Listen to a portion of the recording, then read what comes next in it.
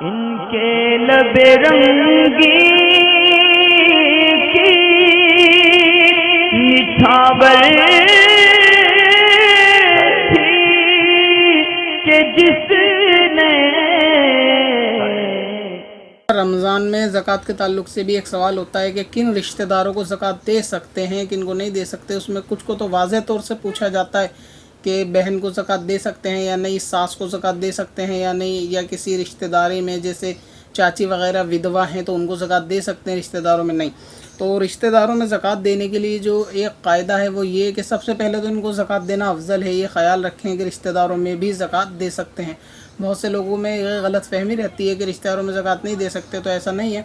और इसके अंदर उसूल और फ़ुरू को छोड़कर और हस्बैंड वाइफ एक दूसरे को छोड़कर बाकी तमाम रिश्तेदारों को दे सकते हैं।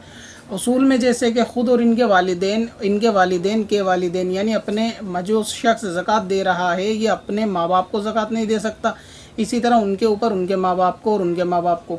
अब क्योंकि बाप से ऊपर दादा परदादा ज़्यादा से ज़्यादा इतनी हयात होंगे, इससे ज़्यादा ऊपर होंगे नहीं, इसलिए ज़्यादा का तज़किरा करना बेकार है।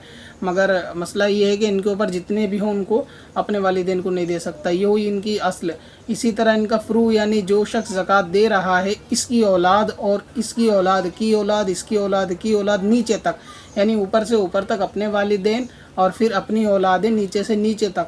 इन दो ग्रोह तो ये हैं कि जिनको ज़कात नहीं दे सकते। तीसरे है कि हस्बैंड अपनी वाइफ को यानी शौहर बीवी एक दूसरे को ये भी ज़कात नहीं दे सकते।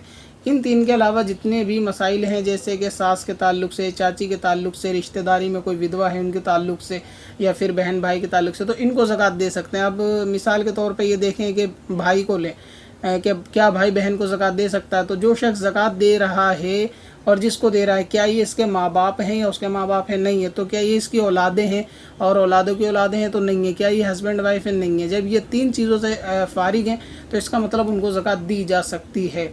अब ये रहा बहन के, ये बहन है यानी इनके वालिदैन की बेटी। तो अब क्योंकि भाई बहन आपस में इन तीनों रिश्तेदारों में नहीं आते तो इसलिए इनको ज़कात बहन को भी दी जा सकती है, सास को भी दी जा सकती है। और इसमें ज़कात लेने के मुस्तहिक होने चाहिए यानी शरई फ़कीर होने चाहिए इनमें।